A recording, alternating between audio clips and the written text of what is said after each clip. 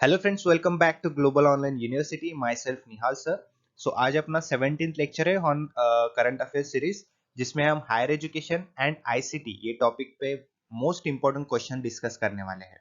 Video last तक जरूर देखना, हर एक क्वेश्चन हम डिटेल में डिस्कस करने वाले हैं, जिससे आपको बहुत सारी इंफॉर्मेशन करंट अफेयर रिलेटेड मिलने वाली है। ठीक है, अगर आप ये वीडियो फर्स्ट टाइम देख रहे हैं तो हर रोज 2 बजे अपना करंट अफेयर सेशन रहता है। इससे पहले भी हमने करंट अफेयर सेशंस बहुत ही इंपॉर्टेंट सेशंस लिए हैं।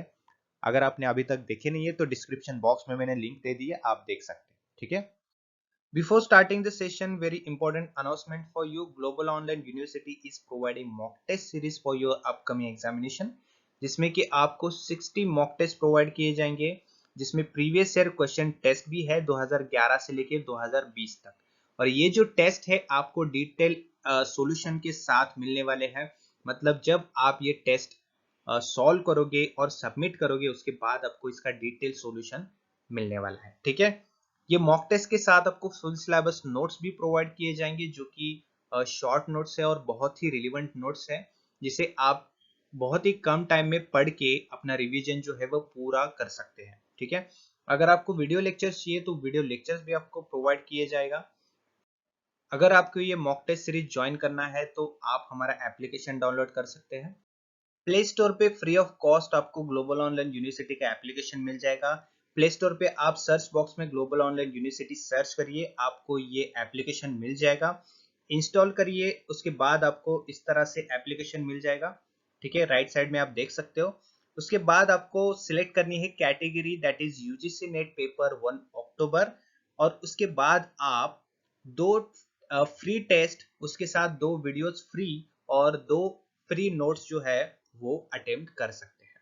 ठीक है, सो जल्दी से जाइए और ये कोर्स जो है वो ज्वाइन करिए। India has decided to set up $1 million facility for academic collaboration with countries of which region? Okay, तो इंडिया ने $1 million के साथ एक एकेडमिक कोलैबोरेशन सेटअप करने का इनिशिएटिव लिया है एक रीजन के साथ। तो वो रीजन कौन सा है? यूरोप, साउथ अमेरिका, अरब या फिर Asia? So the Arab is the region जिसके साथ इंडिया ने एकेडमिक कोलैबोरेशन करने का सोचा है, इनिशिएटिव लिया है with the $1 million facility. Okay, India has decided to establish a $1 million facility for academic collaboration with Arab world. Okay, Arab region के साथ ये collaboration करने का initiative लिया है। This was decided at third senior official meeting of Arab India Cooperation Forum. India and Arab का जो third senior official meeting था, उसमें ये इनिशिएटिव डिस्कस किया था। ठीक है, सो इससे क्या होगा कि इंडिया एंड अरब रीजन का जो बायलैटरल रिलेशन होता है, इंटरनेशनल रिलेशन होता है, वो मजबूत होगा, स्ट्रांग होगा। और उससे बहुत सारी बेनिफिट्स इंडिया एंड अरब दोनों कंट्रीज को मिलने वाली है। ठीक है, उसके बाद जो एकेडमिक कोलैबोरेशन हो रहा है, इसकी वजह से जो एजुकेशनल लेवल है या फिर एजुकेशनल इम्प्रूवमेंट हम जिसे कह सकते हैं, वो बेटर होगा। Okay, next question, which organization has launched Sahi Disha campaign to promote women's entrepreneurship in rural India? ठीक है, रूरल इंडिया में वुमेन एंटरप्रेन्योरशिप को प्रमोट करने के लिए, इंप्रूव करने के लिए एक सही दिशा नाम से कैंपेन लॉन्च किया गया था। वो ऑर्गेनाइजेशन कौन सा था जिसने ये कैंपेन लॉन्च किया था? वर्ल्ड बैंक, यूएनडीपी, एडीबी या फिर NDB? So UNDP is the organization who launched Sahi Disha campaign to promote women's entrepreneurship in rural India. Okay, United Nation Development Programme UNDP, जिसे हम शॉर्ट में कहते हैं, उसने सही दिशा कैंपेन लॉन्च किया था।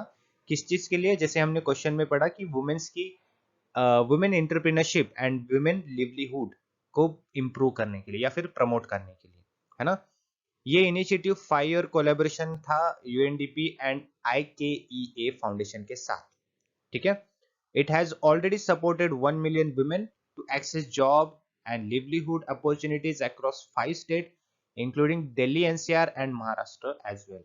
Okay, next question, what is the name of the application used to know the case status and case details of high courts and district courts? ठीक है, एक ऐसा एप्लीकेशन है जिसमें कि district court and high court के जो cases होते हैं उसका स्टेटस जानने के लिए यूज किया जाता है। वो एप्लीकेशन कौन सा है? E justice, e court service, e Nyay या फिर e Netra? So right answer is e court service. Okay, e court service ये एक एप्लीकेशन है जिसमें कि district court and supreme court जो है इसके केसेस का स्टेटस जानने के लिए यूज किया जाता है।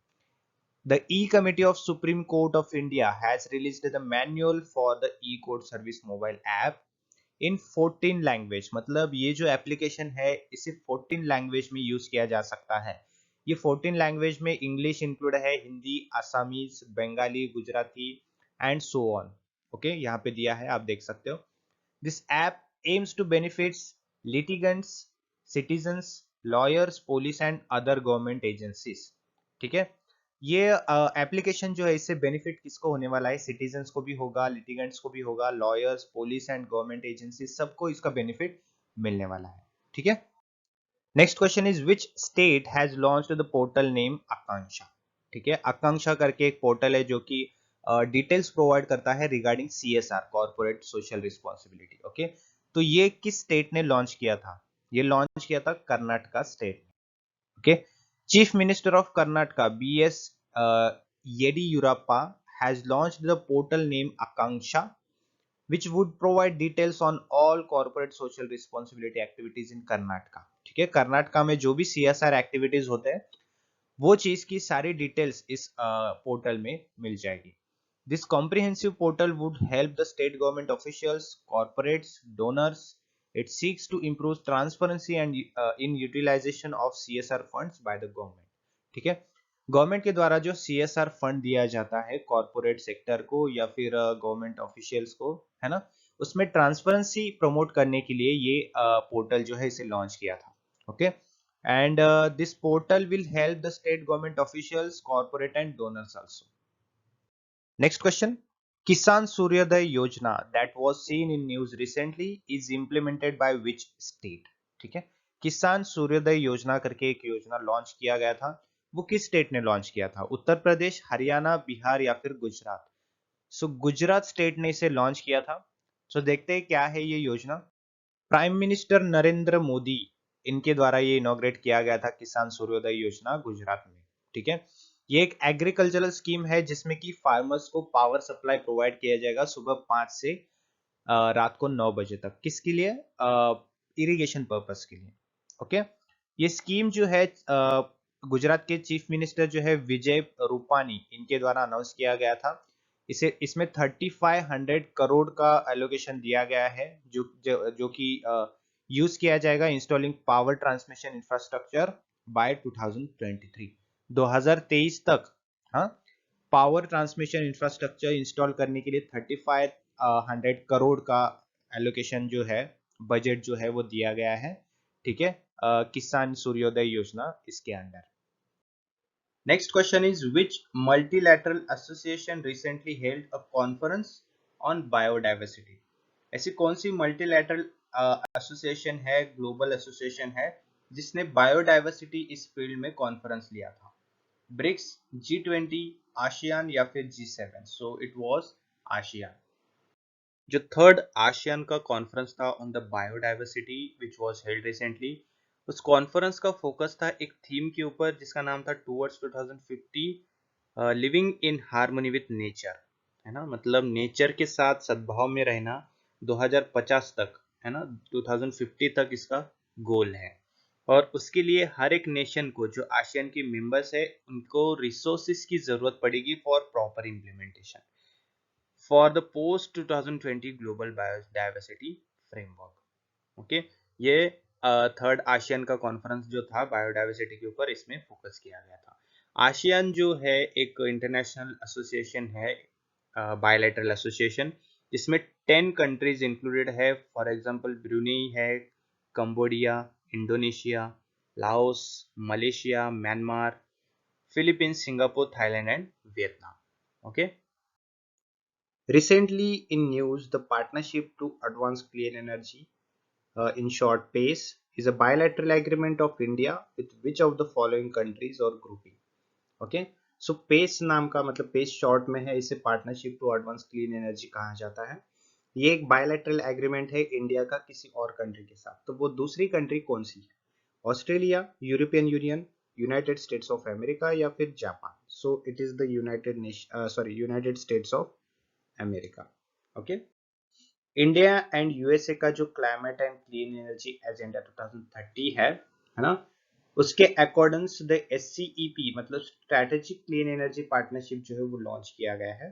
Partnership announced by both countries at the leaders summit on climate held earlier this year 2020। Okay. इसका एम जो है वो है create stronger bilateral cooperation on action in the current decade to meet the goals of Paris agreement. ठीक है, Paris agreement जो है उसके कुछ गोल्स थे, उसे अचीव करने के लिए ये इनिशिएटिव जो है वो लिया गया है। ठीक है। The partnership will proceed along two main tracks, है ना, दो तरह से ये पार्टनरशिप चलेगा। First is the strategic clean energy partnership and second one is the climate action and finance mobilisation dialogue. Okay. Next question is national handloom day is observed on which date? National handloom day जो है वो कौन से date को observe किया जाता है या फिर कौन से डेट को सेलिब्रेट किया जाता है? 6 अगस्त, 8 अगस्त, 5 अगस्त या फिर 7 अगस्त? ये तो कंफर्म है कि ये अगस्त में सेलिब्रेट किया जाता है ना। तो डेट कौन सा है? इसका डेट है 7 अगस्त, है ना। 7 अगस्त को नेशनल हैंडलूम डे जो है उसे ऑब्जर्व किया जाता है। ऑन 7 अगस्त 2021 टेक्सटाइल मिनिस्ट्री ने ये सेलिब्रेट किया था 7th national handloom day. On this day, the handloom weaving community will be honored for their contribution in socio-economic development of India, है ना। इंडिया का जो सोशियो इकोनॉमिक डेवलपमेंट है जिसमें सबसे ज्यादा कंट्रीब्यूशन किसका है? तो हैंडलूम वीविंग कम्युनिटी का, है ना। तो इनकी कंट्रीब्यूशन को ऑनर करने के लिए ये हैंडलूम डे जो है, नेशनल हैंडलूम डे, ये 7 अगस्त को एवरी ईयर सेलिब्रेट किया जाता है। 3 handloom craft villages, Mohopara village, district Gohgat in Assam. Second is Kovalam in Thiruvananthapuram, Kerala. And third is Kanihama Budgam in Srinagar. Are being set up by the ministry in collaboration with the respective state governments. Okay. YSR Raitu Bharosa scheme, which was seen in news recently, is associated with which state? ठीक है। YSR Raitu Bharosa scheme जो है ये farmers related scheme है जो कि आंध्र प्रदेश, ठीक है, आंध्र प्रदेश स्टेट में इसे लॉन्च किया गया था। So the state of Andhra Pradesh has recently distributed 1115 crore rupees to 50 lakh farmers under YCR Raitu Bharosa scheme. Okay. ये जो स्कीम है इसे 2019 में इंट्रोड्यूस किया गया था इन state of Andhra Pradesh. Under this scheme, land owning farmers families who own cultivable land irrespective of its size will be provided benefits of 13,500 per year per family, including 6,000 under PM Kisan in 3 installments। ठीक है, मतलब ये जो scheme है YSR Rythu भरोसा scheme, इसके under farmers को 13,500 रुपए पर ईयर फैमिली, ठीक है, पर फैमिली दिया जाएगा, जिसमें कि 6,000 रुपीज इंक्लूडेड है अंडर पीएम किसान योजना। ठीक है, जो कि 3 इंस्टॉलमेंट्स में दिया जाएगा। इस स्कीम को इंप्लीमेंट करने के लिए गवर्नमेंट ऑफ आंध्र प्रदेश ने 1115 करोड़ का बजट जो है वो एलोकेट किया है, जो कि 50 लाख फार्मर्स को इसका बेनिफिट मिलेगा। और ये स्कीम कब लॉन्च की गई थी? 2019 में। Next question. Which Indian state is the first to launch a project for free internet for poor families and public offices? ऐसा कौन सा इंडिया का स्टेट है जिसने कि फ्री इंटरनेट प्रोवाइड करने का इनिशिएटिव लिया है for poor families and public offices? Tamil Nadu, Andhra Pradesh, Karnataka या फिर Kerala? So Kerala is the state who is providing free internet facility for poor families and public offices. So Kerala aims to start providing free high-speed internet to schools, public offices and poor households in the state by December this year. है ना, मतलब केरला ऐसा state है जो कि poor families है, poor households है, schools है, पब्लिक ऑफिसेस है, यहाँ पे हाई स्पीड इंटरनेट प्रोवाइड करने का ये प्रोजेक्ट स्टार्ट करने जा रहा है बाय दिसंबर दिस ईयर। ठीक है, Kerala is the first among all states to launch such a project which is similar to Center's BharatNet project। मतलब इंडिया में जो प्रोजेक्ट है भारत नेट प्रोजेक्ट, इसी तरह का ये प्रोजेक्ट है जो कि केरला लॉन्च करने जा रहा है। पहला स्टेट है इंडिया का जो कि इस तरह का प्रोजेक्ट जो है वो लॉन्च करने जा रहा है। ठीक है। Kerala fibre optic network project, इसके द्वारा ये प्रोजेक्ट लॉन्च किया जाएगा।